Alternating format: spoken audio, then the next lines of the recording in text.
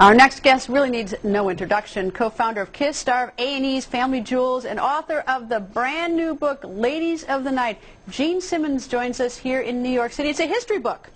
It is an overview. You know, the subtitle is a historical and personal perspective of the oldest profession in the world. Yes? And I was going to say that it's, everyone might think that's a peculiar thing for you to be a historian, but let me tell you what, I did a little research on you because of course I knew about KISS. Degree in education, you are fluent in Hungarian. That's right. German, yes. Hebrew, yes. And of course English. A little bit of Japanese. Your work history is rather interesting. You were an assistant editor-in-chief, you were assistant to the editor-in-chief of Glamour magazine. And Vogue magazine as well. Right. And of course Deli Cashier is my favorite. But you also taught 6th grade in Harlem. In Spanish Harlem. Right. So it's not peculiar that you'd write a history book. Well, you know, all of us are trapped sort of by the modern day notion that if you're a bootmaker, that's all you do. Greta Van Sustern is a respected lawyer, but she's also a television host. So the idea of Renaissance people, I think, it's about high time that we all took a look at that. Because in the old days, if you were a barber, in the Renaissance period in Europe, if you were a barber, you were also the dentist. And if you were a doctor, you cured most of the ails. Nowadays, if you have a hangnail, you go to a hangnail doctor. I'm sorry. A hangnail expert. That's right. He's the expert. Doesn't know anything about the hand, even though the finger is part of the hand. So I have many passions, and I enjoy many things.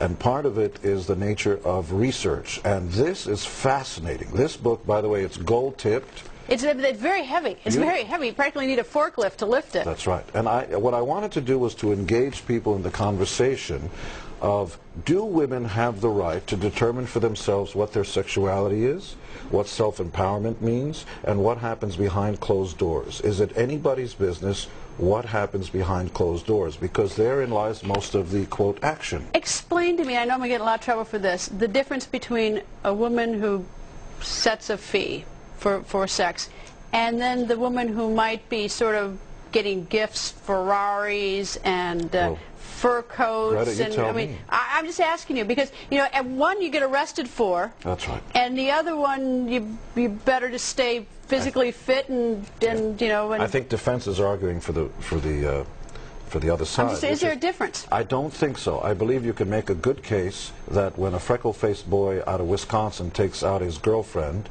and pays for the box of chocolates, the movie, and the stuff like that, at the end of the night, what he's looking for is the kiss and or first date. I don't know. For some reason, that's different to me. I don't know. That one's different. No, my point is that the man has paid, will continue to pay as long as he's alive, and women have no problem, and men are totally fine with it, saying, how much do you love me, or how much do you care?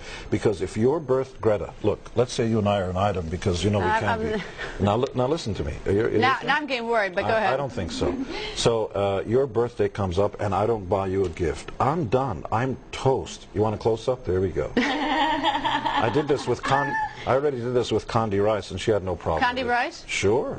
In Stockholm, when she came to see KISS on the European tour, we played Stockholm Stadium. But I digress, Judge Ito. So what I was saying was that if an event happens, a birthday, a thing, and I don't buy you the female gifts, I'm toast. By the way, the male of the species doesn't care if you forget our birthday.